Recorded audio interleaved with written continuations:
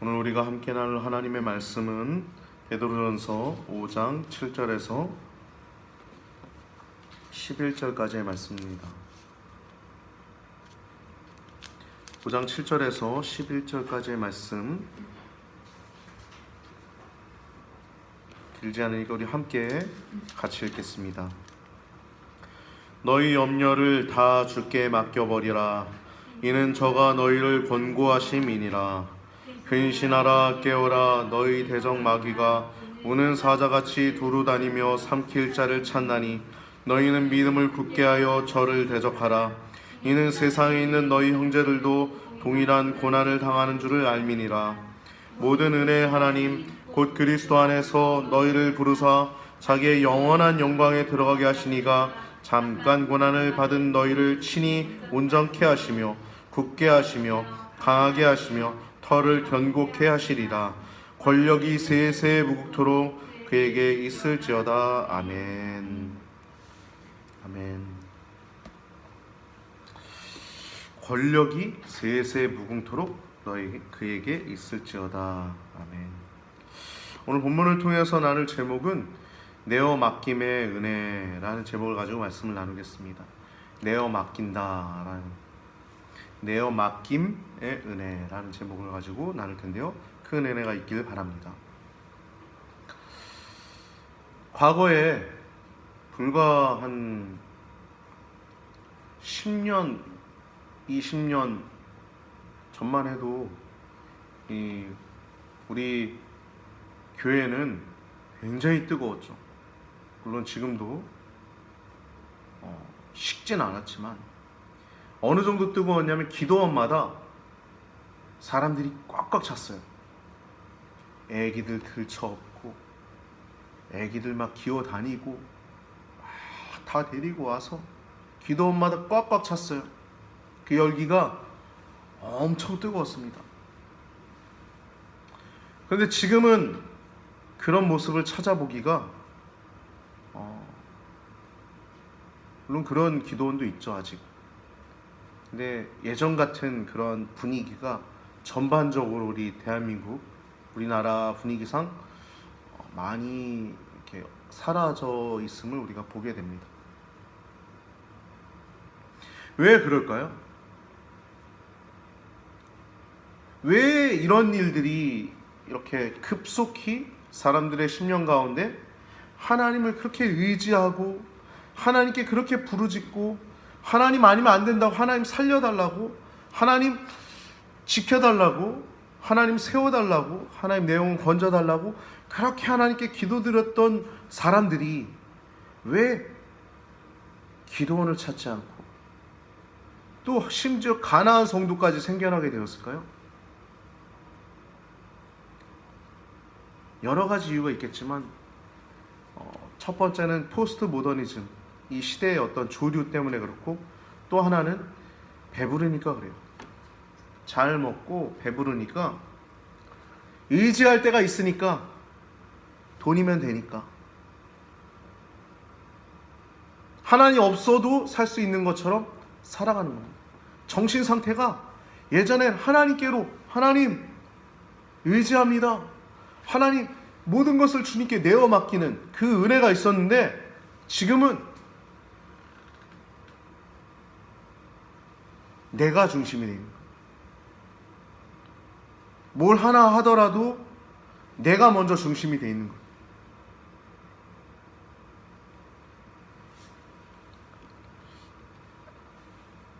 우리가 기도할 때는요, 기도라는 것은 목적이 중요합니다. 목적. 예수님 믿는 사람도 천차만별이에요. 물론 기독교 외에 기독교 안에서 벗어난 이단들도 있지만, 기독교라고 하고 있는, 이름하고 있는 정통 기독교라고 하고 있는 자들조차도 그 목적이 바르지 않은 경우들이 있어요. 예를 들면 그 퀴어 축제 축복한 이동환 목사, 그리고 그들을 두둔하는 수많은 세력들, 그들의 목적은 그들이 기도해야 합니다. 기도해. 그들도 기도회를 해요. 그들도 기도란 걸 한다니까요. 누구에게? 하나님에게.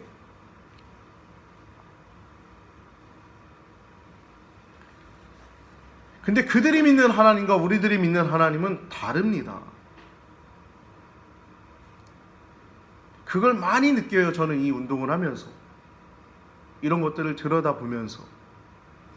여러분, 우리가 믿는 하나님은요, 가장 하나님의 특징 가운데 하나가 뭐냐면 holy, 거룩하다는 겁니다. 거룩하시다. 죄를 두고 보실 수 없는 분이 하나님이세요. 오죽하면 예수님께서 너희가 내 살과 피를 먹지 않으면, 너희가 이것을 기념하여 계속 나를 기념하지 않으면 너희가 나와 상관이 없다라고 말씀하셨는데, 무엇이 똥인지 무엇이 된장인지 분별조차 못해요. 하나님이 거룩하시다는 걸 모르니까 그냥 하나님께 나와서, 하나님 키워 축제 축복한 이 이동환 목사, 하나님 이 사람도 죄 없이 만들어주세요. 우리 감리교회가 하나님 다시 새롭게 되게 하여 주세요. 뭘 새롭게 되는데요? 그러니까 우리가 기도할 때 중요한 게 뭐냐면, 우리가 기도하는 대상이 누구냐는 겁니다. 그리고 우린 누구냐는 겁니다. 우리가 기도하는 대상은 거룩하신 하나님이시고 세상을 만드셨고 죄 때문에 아들을 보내셨고, 우린 누구냐? 그 죄 때문에 그 아들의 대속의 죽음 때문에 부르심을 받은 성도라는 것인데, 왜 또 그 자리에 가냐고. 기도라고 하는 것, 기도라고 하는 것, 대상이 분명히 하고 또 우리가 누군지 알아야 합니다. 이동환 목사 월요일마다 감리교 본부 앞에서 기도합니다. 판결 굳게 해달라고, 자기한테 좋게 해달라고.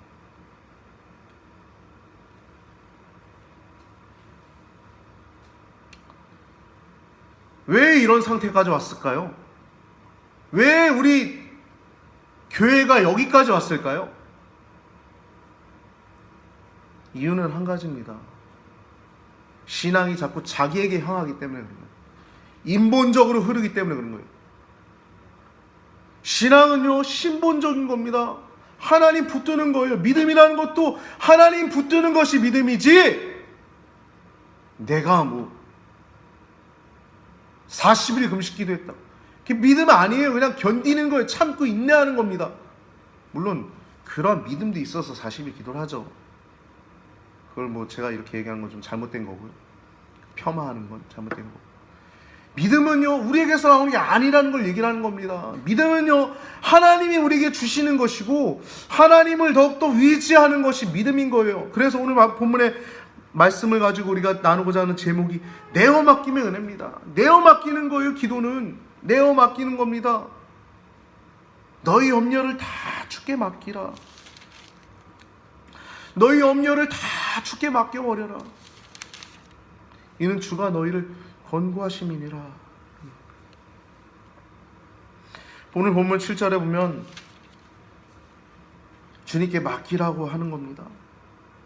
이 베드로는 이 베드로 전서를 기록할 때 이 고난에 너희가 믿음을 굳건히 설 것을 권면하는 말씀인데요. 이때는요, 로마 대화제 사건이 있었어요. 네로 황제 때였죠. 네로 황제가 이 로마 거기에 대화제 사건이 있었을 때 성도들이 고의적으로 방화를 했다고 로마 황제가, 네로 황제가 누명을 씌웠죠. 누명을 성도들에게 씌운 거예요. 지금 마치 지금 것 같지 않습니까? 코로나가 성도들 때문에 퍼진 것처럼, 맨 처음에 신천지 때문에 많이 번성했죠. 그 다음은 무슨 교회가 그런 것처럼. 그래, 종교 시설에서 그랬다 그러면 불교나 천주교 생각 안 해요. 사람들이 다 기독교로만 생각하지. 우리는 이 흐름을 봐야 됩니다. 약한 자들의 이 괴계를 생각해야 합니다. 그래서 이러한 고난 가운데서도 우리는 믿음을 더 굳건히 해야 합니다. 그때도 그랬어요. 성도들에게 야, 성도들이 방화했다는 거예요. 누명을 거기다 다 씌운 거예요. 그럼 어떻게 되겠어요? 피비린내 나는 대박해가 시작된 겁니다. 이 일이 일어나기 전에 권면한 겁니다. 이 베드로가 고난, 이미 그 예수 믿는다는 그 믿음 때문에 고난받고 있는 성도들에게 앞으로 일어나게 될 더 큰 고난, 박해에 대해서 너희가 주님께 다 맡기라는 거예요. 너희 염려를 다 주님께 맡겨라. 염려라고 하는 단어는요, 원어로 여러 조각으로 나뉜다는 거예요. 즉 마음이 갈라진 상태를 얘기하는 거예요. 즉 하나님을 믿는 상태에서 다른 것들 막 고민하고 심사숙고하는 통하여서 여러 가지 생각으로 마음이 갈라져서 다른 생각들이 가득 차서 하나님을 향한 믿음이 떨어져 있는 상태를 얘기하는 거예요. 예수님도 말씀하셨죠. 그래서 의식주를 염려하는, 쓸데없는 세상의 것들을 염려하는 성도들에게 너희는 먼저 그의 나라와 그의 일을 구하여라. 그리하면 이 모든 것을 너희에게 더하시리라고 말씀하셨죠. 7절 하반부 보면 너희 염려를 다 주께 맡겨버리라. 이는 주가 너희를 권고하심이니라. 이런 권고하다는 말은 누구누구에 대하여 깊은 관심을 가지다라는 언어의 의미를 갖고 있어요. 언어적으로. 그러니까 아주 깊은 관심을 얘기하는 거죠. 섬세하고 심려 깊은 그런 어떤 관심을 얘기를 하는 거죠. 권고한다. 그러니까 하나님이 우리를 권고하신다는 게 뭡니까? 우리의 모든 염려와 우리의 모든 필요와 우리의 모든 것을 다 알고 계신다는 것이죠. 즉 하나님께서 우리를 향해서 지대한 관심을 갖고 계시다는 것이 이 권고하신다는 겁니다.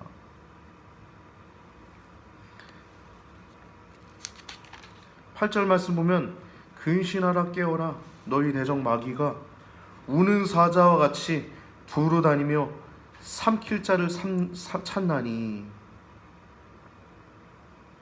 왜 근신하라 그럽니까? 정신 차리라 그럽니까? 정신 안 차리면 마귀에게 삼키기 때문에. 실제 베드로가 그런 어려움을 겪은 장본인이었죠. 이 글을 말하고 있는, 지금 본문에서 말하고 있는 이 베드로 자체가 그런 사탄에게 삼켰던 경험이 있던 사람인 거예요. 예수님이 겟세마네 동산에서 기도하시면서 시험에 들지 않게 깨어있으라고 말씀하셨는데 그때 베드로가 깨어있지 못하니까 그때 예수님 잡혀가실 때 마귀에게 사로잡혀서 예수님을 무려 3번이나 부인하지 않습니까?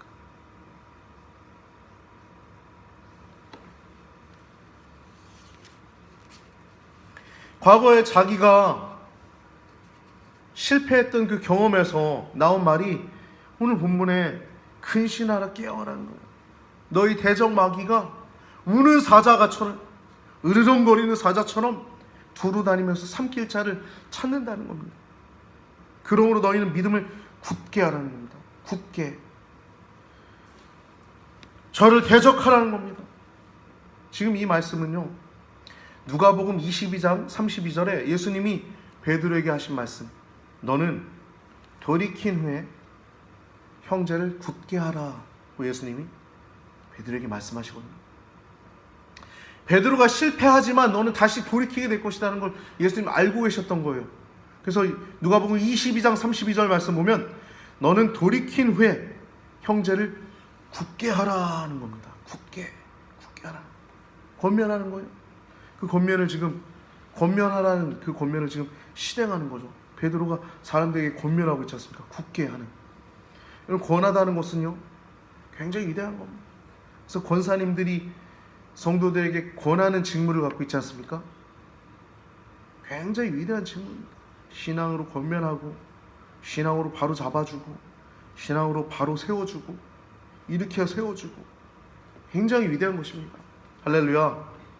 우리 권사님들 갖고 있는 직무가 얼마나 위대한지 기억하시고 권사님의 직무를 잘 감당하시길 바랍니다. 9절 말씀 보면 믿음을 굳게 하라는 이 굳게는 단순히 하나님을 신뢰하라는 것을 의미하지 않아요. 이 굳게 하라는 말은요, 흔들리지 않는 반석같이 단단하게 갇혀라. 단단함을 갖추라는 거예요.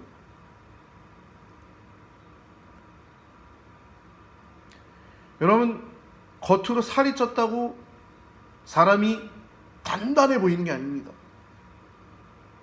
빼빼 말랐어도요, 딱 지각이 살아있고 정신이 딱 깨어있으면 단단해 보이는 사람도 있어요. 반석 같아 보이는 사람이 있어요. 옛날엔 그걸 선비라고 그랬죠. 선비. 딱 자세가 올곧고 올바르고 어떠한 상황 속에서도 딱 자신을 지키는 자, 그런 자들을 우리 선조들은 선비라고 하지 않습니까? 믿음으로 얘기할 때는 믿음을 굳게 한다는 그것은 흔들리지 않는다는 거예요. 반석 같은 단단함이 있다는 겁니다. 할렐루야. 여러분, 그런 믿음의 단단함이, 견고함이, 그런 건요, 갖추고 있으면 뿜어져 나오는 겁니다. 할렐루야. 할렐루야. 그래서 견실하다는 단어도 있죠.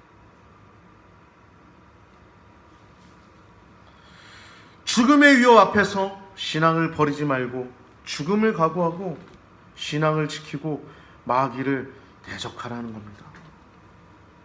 죽음의 위협 앞에서, 죽음 앞에서도 신앙을 지키라는 겁니다.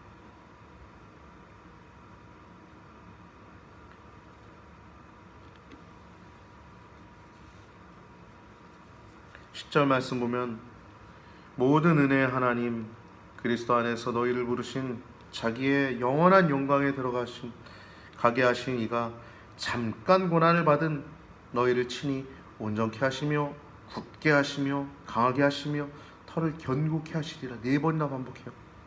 누가? 잠깐 고난을 받은 너희를 영원한 영광에 들어가시니까. 예수 그리스도께서 이 잠깐이라고 하는 단어와 이 영원한이라고 하는 단어를 통해서 여러분, 고난은 잠깐이지만 영광은 영원하다는 것을 기억해야 할 것입니다. 할렐루야. 우리가 이 땅에서 살아가는 고난, 우리가 이 땅에서 겪는 고난들 별거 아니에요. 하나님이 우리와 함께 하시는데 누가 우리를 대적하리요? 여러분, 고난이 커 보이십니까? 하나님은 그 고난보다 더 크십니다. 여러분이 어떠한 고난이, 혹시 큰 고난이 있습니까? 그보다 더 큰 손으로 우리를 안아주시는 분이 섬세하시고 우리를 권고하시는 깊은 관심을 갖고 계신 하나님의 위대한 손임을 기억하시는 여러분과 제가 되셔서 더 견고하고 더 단단해지는 여러분과 저의 삶이 되길 바랍니다. 고난은 잠깐 받지만 영광은 영원하다는 것, 여러분, 잠깐이라는 단어와 영원이라는 단어를 통해서 여러분이 고난이 매우 적음을, 또 아주 짧음을, 아주 가벼운 것임을 알 수 있죠. 물론 이 땅에서 고난도요, 힘들 수 있어요. 그런데 그건 잠깐 받는 겁니다. 그뿐만이 아니라 그 고난 받는 가운데서도 하나님이 함께 하십니다. 할렐루야.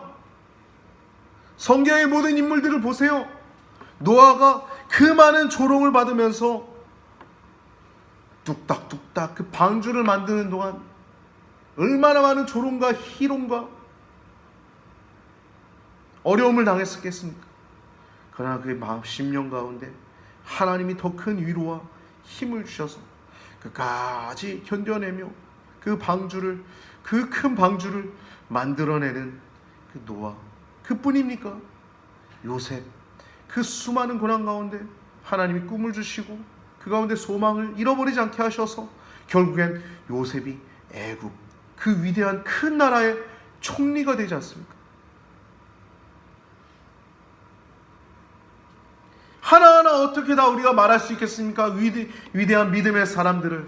여러분, 개미 같은 우리들도 하나님이 친히 다 권고하신다는 겁니다. 깊은 관심을 가지고 여러분들의 하나하나 염려, 문제거리 다 주님께 맡기라는 겁니다. 할렐루야. 기도하면요, 하나님 은혜를 주십니다. 그래서 잠깐 고난을 받은 너희가 영원한 영광에 들어가신 이가 너희를 권고하시고 또 친히 강하게 하시고 그 고난 가운데서도 온전하게 하시며 또 굳건하게 하시며 또 털을 견고케 하시리라. 여러분, 똑같은 말 아닙니까? 하나님이 그 가운데서도 친히 지키신다는 말이에요. 할렐루야. 그래서 베드로는요, 나중에 친히 거꾸로 십자가에 매달려 죽음을 당하지 않습니까?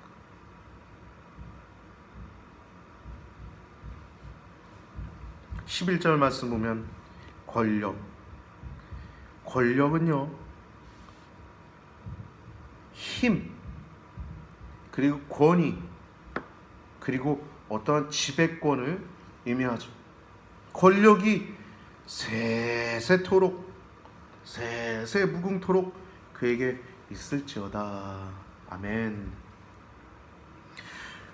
여러분, 우리가 이 시대에 살아가면서요, 분당 우리 교회 부목사님인 정진영 목사님이 동성애가 대세다, 전 세계의 흐름이다 라고 얘기하는 꼴 같지 않은 얘기를 하는데, 세계의 흐름이, 죄악이 세계의 흐름이면 교회가 따라가야 됩니까? 언제부터 교회가 그랬어요? 우리는요, 자기중심적인 인본주의 같은 이 시대 가운데 더욱더 하나님을 붙들고, 더욱더 하나님을 의지하고, 더욱더 하나님께 우리를 내어 맡김을 통하여서 이 악하고 폐역한 시대 가운데 우리의 믿음을 더욱더 견고히 하여서 살아계신 하나님을 증거해야 할 것입니다. 너희가 믿는 하나님이 진짜 하나님이 아니라 우리를 부르시고 죄 가운데 우리를 건지신 거룩하신 하나님이 우리의 진짜 하나님이셔. 동성애자들도 탈동성애 할 수 있어. 그렇게 온전한 진리를 전파하는 여러분과 저의 삶이 되길 바랍니다. 예레미야서 38장 15절 말씀 보면은 시드기야라고 하는 사람이 등장합니다. 시드기야는 남유다의 마지막 왕이었죠. 시드기야는요, 예레미야를요 몰래 비밀이 부를 수는 없죠. 그 왕 한 사람 비밀이 부를 수 없고, 불러서 단둘이 얘기할 때 비밀이 말하는 부분이 있습니다. 조용히 말을 해요. 예레미야야, 내게 하나님이 뭐라고 말씀하시더냐? 하나님이 여차저차하게 말씀하시더이다. 그게 뭡니까? 바벨론에 의해서 멸망당할 겁니다. 왕이시여 항복하소서. 그럼 왕은 목숨을 건지게 될 것입니다. 그런 얘기를 해요. 근데 뭐라고 말합니까? 예레미야가 38장 15절의 말씀 보면 시드기야에게 이르되, 내가 이 일을 왕에게 이 비밀을 다 말한다 하더라도 왕이 결코 나를 죽이지 않겠습니까? 그리고 가령 내가 왕에게 권한다 할지라도 왕이 내 말을 듣지, 하나님 말씀을 듣지 아니하시리이다. 이미 알고 있는 거예요. 시드기야가 어떻게 죽게 될지. 이미 예레미야는 선지자니까 이미 그의 미래를 알고 있는 거예요. 38장 20절에서 21절 말씀 보면 시드기야에게 기회가 옵니다. 그래도 예레미야가 권면을 하죠. 예레미야가 이르되 그 무리가 왕을 그들에게 넘기지 아니하리이다. 원하옵나니, 이게 무슨 말이에요? 바벨론 사람들이 왕을 넘기지 않겠다는 거예요. 왕이 바벨론에게 항복해도 왕이 괜찮을 거란 얘기를 하는 거예요. 근데 이 사람이 얘기하죠. 그러면서 더 얘기하죠. 원하옵나니, 원한다는 거예요. 예레미야가 원하옵나니 내가 왕에게 아뢰바 여호와의 목소리에 순종하소서. 그냥 왕이 복을 받아 생명을 보전하리이다. 그러나 만일 항복하기를 거절하시면 여호와께서 내게 보이신 말씀대로 되리이다. 할렐루야. 나중에 바벨론에 의해서 자신의 눈앞에서 아들들이 죽는 것을 목도했던 남유다의 마지막 왕 시드기야, 두 눈이 뽑혀서 쇠사슬에 결박당해서 바벨론을 끌려가면서 무슨 생각을 하고 있었을까요? 내가 그때 왕의 자리에서 안주하고 있는 것이 아니라 하나님의 말씀을 들을 걸, 그래서 여러분, 이동안이요 수많은 언론과 자기만의 생각으로 갇혀서 죄송해요, 지금도 지랄 떨고 있죠. 무슨 기도예요. 기도는 두고 보십시오. 그가 망하는 모습. 우리는 계속 권면해 왔습니다. 돌아오라, 돌아오라. 하나님은 지금도 살아계시고요, 죄와 이 바른 것과 아닌 것을 구분하시는 분이십니다. 4,000년이 지나도 5,000년이 지나도 죄는 여전히 죄일 것이고요, 의는 의일 것입니다. 오늘 본문을 통해서 우리가 이 시대 가운데, 이 포스트 모더니즘 가운데 얼마나 기도를 잃어버렸는가 기억하셔서 하나님, 내가 하나님께 더욱더 기도하며 살겠습니다. 우리가 지금 여러 가지 이야기들을 했지만 내 자신을 더욱더 의지하고 배가 부르고 등 따스해서 기도의 자리를 잃어버렸다면 여러분, 그 기도의 자리를 다시 찾을 수 있는 여러분과 저의 삶이 되길 바랍니다. 할렐루야. 골방을 꼭 만드십시오. 골방이 있으십시오. 기도의 시간을 구별하십시오. 할렐루야. 지금은 그 어느 때보다도 기도를 회복해야 할 때입니다. 여러분과 제가 내어 맡김의 은혜를 회복하는, 주님께 내어 맡김의 은혜를 회복하는, 그래야 주님으로부터 능력받고 주님으로부터 권능받아 이 악하고 패역한 시대 가운데 하나님 아버지의 영광을 온전히 회복하고 하나님이 하나님 되심이 회복되어짐을 목도하는 여러분과 저의 삶이 되길 우리 구주 예수 그리스도의 이름으로 축복하며 축원합니다. 기도드리시겠습니다. 너희는 아무것도 염려하지 말고 오직 모든 일들에 기도와 간구로 너희 구할 것을 감사함으로 하나님께 아뢰라. 그리하면 모든 지각에 뛰어난 하나님의 평강이 그리스도 예수 안에서 너희의 마음과 생각을 지키시리라. 아멘. 살아계신 아버지 하나님, 악하고 패역한 시대 가운데 정말 생각하면 속이 상하고 뒤집어질 것 같은 일들이 하나둘이 아닙니다. 그러나 아버지 하나님, 우리가 무엇에서 우리가 비껴나갔음을, 어디에서 우리가 구멍이 생겼음을 보게 하여 주시니 감사합니다. 기도의 자리를 잃어버렸구나. 우리가 하나님께 내어 부르짖지 못하였구나. 우리가 다시 한번 회개하오니 하나님, 내어 맡김의 은혜를 가지고 우리가 말씀을 나눴는데 하나님, 기도의 자리를 더욱더 찾고 회복하고 하나님 아버지 안에서 더욱더 견고하여지고 믿음이 견고하여지고 강하여지고 온전하여지고 하나님 굳건하여지는 기회가 복된 성도님들 되도록 인도하여 주시옵소서. 악하고 패역한 시대 가운데 더 믿음이 견고해져야 될 줄 믿습니다. 깨어라, 근신하여라. 악한 마귀가 삼킬 자를 찾는다고 말씀하셨던 것처럼 하나님, 우리들도 삼키지 않을까 두려워한 자들 되게 하여 주시옵소서. 하나님 아버지, 오늘도 함께하지 못한 귀한 성도님들을 위해 기도합니다.